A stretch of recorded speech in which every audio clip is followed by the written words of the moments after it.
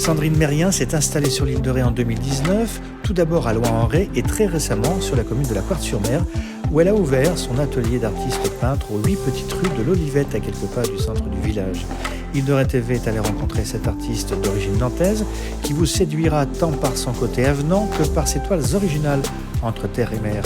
C'est un beau voyage dans l'univers de Sandrine Mérien que vous offre Île de Ré TV. Alors j'ai rencontré l'île de Ré il y a 3 ans. J'étais quelques mois avant à Nantes dans mon atelier puisque je suis nantaise et je me suis dit mais pourquoi je peins ici à Nantes alors que je suis une fille de la mer, je suis née à Saint-Nazaire et je peux emmener ma peinture où je veux, peindre où je veux, rencontrer toutes les personnes que j'ai envie de rencontrer dans d'autres lieux également. Et à ce moment-là, j'ai eu envie de venir sur l'île de Ré. Pendant 3 ans, je suis venue sur l'île de Ré l'été, puis à de nombreuses saisons. Et j'ai décidé de m'installer ici. Alors pendant les 3 premières années, je venais peindre sur l'île de Ré et j'avais loué un atelier à Loie dans le village artisanal. Je recevais aussi du public dans l'atelier et j'ai commencé à exposer sur les marchés l'été dernier. Je suis maintenant résidente sur la Quarthe-sur-Mer depuis 1 an. J'ai la chance d'avoir un atelier. Et cet été, j'ai réorganisé de façon plus structurée les marchés et j'ai reçu du public dans mon atelier. Île de Ré TV, l'actualité rétaise. L'atelier, en fait, ici, au départ, c'était un ancien garage. C'est une configuration que je connais parce que l'atelier que j'avais à Nantes était configuré de la même façon. On l'a évidemment repeint, il fallait de la lumière. Et c'est un atelier qui peut totalement bouger.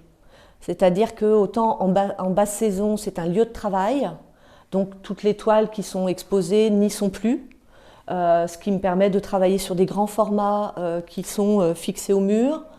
Je peux aussi travailler sur des tables en plein milieu de l'atelier, suivant la façon dont j'ai envie de travailler. Et puis en haute saison, l'atelier est plus en mode expo. Comme là, encore aujourd'hui, il y a des toiles au mur, parce qu'il y a des visites et les personnes viennent voir les peintures qui sont faites à l'atelier. J'ai travaillé d'abord sur de l'abstrait, en fait. Je travaillais sur bois, je travaillais sur toile, et j'ai eu besoin de longtemps d'expérimenter sur l'abstrait, les couleurs, la trace, la matière. Donc je travaille à l'acrylique et j'utilise parfois de l'encre de Chine par exemple, ou pas seulement. Et pendant une longue période, quand j'ai travaillé l'abstrait, j'avais besoin de trouver à configurer des espaces et j'avais besoin, on ne le voit pas forcément peut-être là, mais aussi de tracer. Voilà. Donc il y avait un travail à la fois d'espace et de traces. Voilà. Donc j'ai travaillé pendant quelques années de cette façon-là. Mais pour la petite histoire, enfant, je dessinais, je peignais beaucoup. Et comme je suis de Loire-Atlantique, je travaillais beaucoup sur l'eau, la mer, les rivières, les rives, les bateaux. Donc j'ai toujours gardé ce besoin de travailler aussi des horizons et le rapport entre la terre et l'eau. En fait, en bougeant un peu le curseur en fonction des envies, des ressentis, toujours autour du paysage aujourd'hui, mais j'utilise toujours un peu une façon abstraite parfois dans mes peintures. Et en même temps, parfois, on va trouver plus de figuratif. Donc le paysage est évoqué de façon plus ou moins franche, je dirais, dans la façon dont je peins. Le mélange à la fois d'abstrait et de choses plus figuratives ou de paysages évoqués, ça peut aussi donner ce type de toile, où là je travaille aussi toujours à l'acrylique, mais j'utilise aussi beaucoup d'encre. Voilà. Donc c'est une autre façon d'exprimer pour moi le paysage et ce que j'en ressens, et l'expérience que je fais face au paysage. Alors, je travaille les couleurs de façon différente en fonction de la lumière, de la saison, de ce que je ressens, de ce qui me traverse.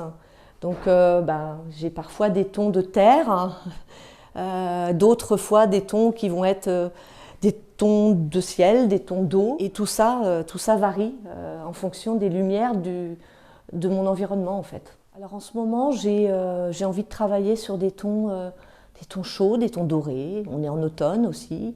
Et puis mon travail depuis quelques temps est assez tourné vers les arbres, notamment les pins.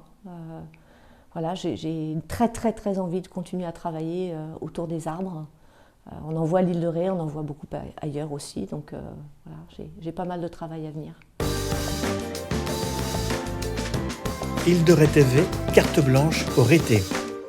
Alors ici, vous avez un travail que j'aime beaucoup, c'est le travail de Mayalo, une collègue artiste peintre que l'on peut retrouver sur La Rochelle et l'île de Ré. On s'est rencontrés en exposant ensemble. Mon travail est solitaire à l'atelier, mais c'est un lieu de rencontre.